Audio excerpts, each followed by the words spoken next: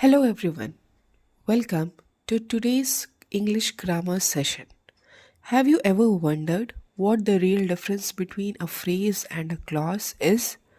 Many students preparing for teaching exams and competitive exams often get confused between these two important grammar concepts. In today's video, we will learn phrase and clause in the easiest and most exam oriented way. You will clearly understand definitions, types, and important examples that are frequently asked in exams. This topic is extremely important for all the competitive examinations of every level. So, watch this video till the end because by the end of this lesson, you will be able to identify phrases and clauses easily in any sentence, which will definitely help you score more marks in your exam. Let's begin our learning journey. As you can see, the phrase and the clause. A phrase has been defined as is a group of words that acts as a part of speech but cannot stand alone as a sentence.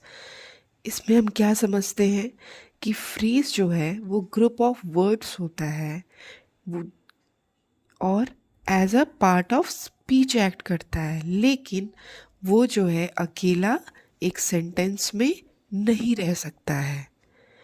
Is that clear? But can not stand alone as a sentence, मतलब उसको हम sentence नहीं कह सकते हैं. क्यों नहीं कह सकते हैं, इसको हम आगे पढ़ते हैं. जैसे कि एग्जाम्पल में देखिए, इन द ईस्ट. क्या आपको इसमें कहीं पे सब्जेक्ट दिख रहा है? कहीं पे आपको वर्ब दिख रहा है? कुछ नहीं दिख रहा है ना. तो इसलिए ये जो है हमारा सिर्फ क्या है, फ्रेज है, क्योंकि इसमें क्या दिख रहा है, ना ही हमें सब्जेक्ट दिख रहा है और ना ही हमें वर्ब दिख रहा है. अब देखिए हमारा second example, under the blue sky. इसमें भी सेम चीज़, ना ही हमारे इस ग्रुप ऑफ वर्ड्स में ना वर्ब है और ना ही सब्जेक्ट है.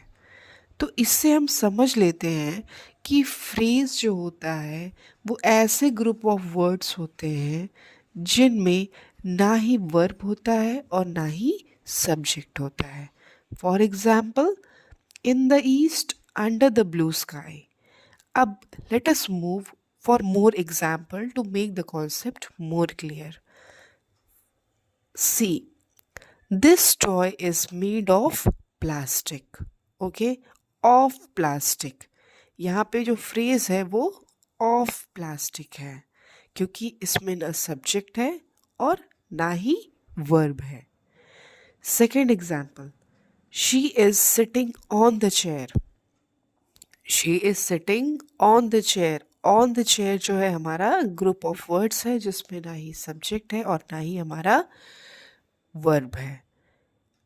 Third example, the sun rises in the east. इसको हम लोगों ने देखा है इस एग्जाम्पल में भी. इन the east, in the east में ना ही वर्ब है और ना ही सब्जेक्ट है, इसीलिए ये हमारा सेंटेंस में फ्रेज है. और show me how to do it.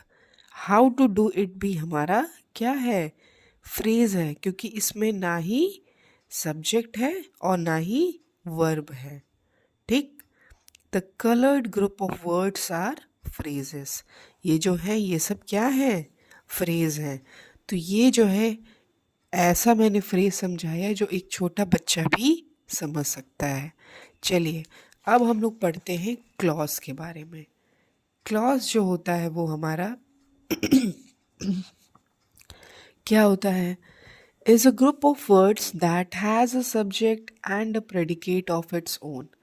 ठीक है, इसमें इनके पास अपना सब्जेक्ट होता है और अपना एक प्रेडिकेट होता है. Is that clear? जैसे कि एग्जाम्पल में देखिए, she has a necklace which is made of gold. ठीक है, उसके पास नेकलेस है जो कि किससे बना हुआ है, गोल्ड से. इसमें जो विच है वो हमारा सब्जेक्ट है, इज मेड ऑफ गोल्ड वो हमारा प्रेडिकेट है। देखिए, तो such group of words is called clause. ऐसे जो ग्रुप ऑफ वर्ड्स हैं जिनमें सब्जेक्ट, प्रेडिकेट, वर्ब सब होते हैं, वो हमारा हो जाता है क्लॉज। ये बहुत ही बेसिक सा डिफरेंस।